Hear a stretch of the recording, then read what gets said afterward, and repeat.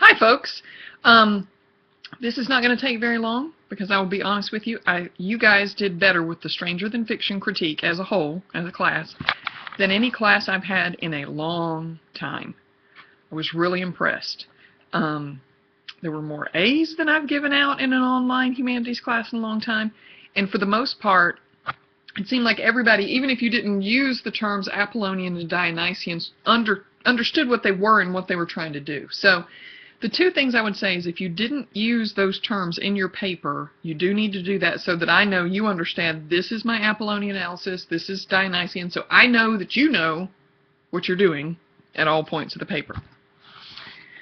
In general, you guys did great with the Dionysian analysis, with looking at how you interacted with it emotionally. Even those of you who didn't like it explained why, and that was great. The thing that I think we could go into more detail about is the Apollonian. A couple people just really did like a glorified plot summary. I do not need plot, I promise you, because I show this to my CV class every semester. I could probably act out this entire movie from beginning to end completely from memory. But plot summary is not analysis. It's just regurgitating what you saw. You need to take what you saw and then go beyond that. What did you think it meant? Why was it there? How did it affect you? Etc. So I think for the most part we did really well with the themes, like seize the day, carpe diem, live your life, enjoy the moment, all of that kind of stuff. There's things about love and death and morality and all of these things. But there's more stuff you could talk about. A few people talked about the graphics and the stuff that appears over the beginning of the movie, which is great. I think those are really crucial. It's one of the main reasons I picked this movie, because there's such obvious stuff to talk about. All those graphics show you how much he lives in his head, how he counts everything, he measures everything. Everything is so precise with him. And then if you notice, as the movie goes on, they go away. Because he's living his life. He's living in the moment. He's not analyzing everything. And then at the very end, when he decides to go through with it, they come back. When he goes back to his apartment, puts on his suit, gets the apple, goes to the bus stop, all the things come back again. The ending is something you could talk about. A couple of people said they didn't like the ending, and my husband is in complete agreement. He thinks it's a great movie until the last 10 minutes. He thinks he should die, otherwise the whole thing is pointless. You could talk about the acting, the costumes, the sets, the camera shots, the way things were made, all of that kind of stuff, the dialogue. There's lots of little things in this movie that I didn't even notice the first 20 times I saw it, like the scene where he goes to the IRS therapist and the guy with the beard and all that, and he's talking about being wibbly wobbly and whatever. Like, there's clouds on the wall behind him, and I don't know if anybody noticed this, because like I say, I had to do it quite a few times before I noticed it. When he starts thinking about Anna, the clouds start moving like it's a real sky, because his head is in the clouds and he's dreaming about her. Things like Queen Latifah, in that one scene where they're imagining car wrecks in the rain and they're sitting out by the river in the rain, she's got this giant yellow umbrella, which is not an accident. The director didn't just say, bring me whatever umbrella you can find.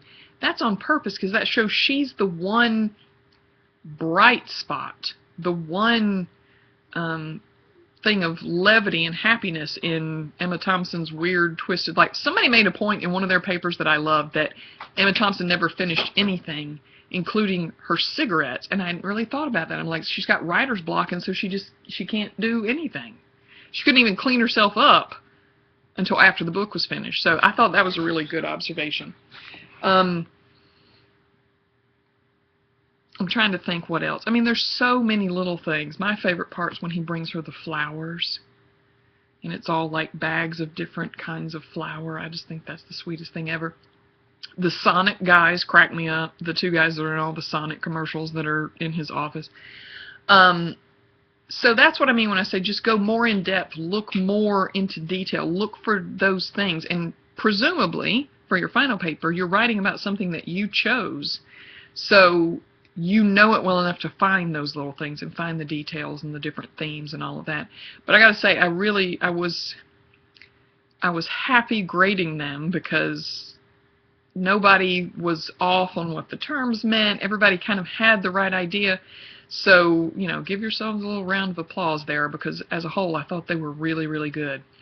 You can do more. You can go more in depth, and for your final paper, it's worth twice as much as the Stranger Than Fiction. So I expect there to be more analysis, more in depth. The one thing I would say, don't use anything other than your brain. Or maybe your textbook. Like if you're connecting it to cinema or music or one of the themes, you could use your textbook to connect back to. But please don't go find what other people think about this song or this movie or this book or whatever. I'm only interested in what you have to think. Or you think. So don't go find anything else. And certainly don't copy and paste, because one or two people did that, and that is not... I want to know what's in your brain, not everybody else's. I think that covers it. We really are in the home stretch now. We've got this weekend, the week, next weekend, and then Monday, the 3rd. And as I put, well, you probably haven't seen the weekly announcement yet because it'll come on Sunday, but I'm going to the beach tomorrow morning. I'll have internet. I'm going to be checking things, but I won't necessarily be grading everything right away unless it's really rainy and we're all just sitting there staring at each other. But the people who have an A or a high B so far, I will make sure to keep on top of yours, make sure I grade this last minute stuff that comes in this weekend, because I want to be able to tell who exempts and who doesn't, because your exam will be August 2nd and 3rd, that Sunday and Monday. So I want to be able to tell you as quickly as possible who has exempted the exam and who has not. So I will do my best to stay on top of it, but I am going to be laying on the beach too. Okay? If you need me, email. I'll check my email. But, you know, you got a paper, a couple things to finish this weekend, then your paper's due next week, and then basically you just got to wait and see if you got to take the exam or not. I'm looking forward to reading your final critiques, because you did such a great job with this last one. So if you have any questions, let me know, and have a good weekend.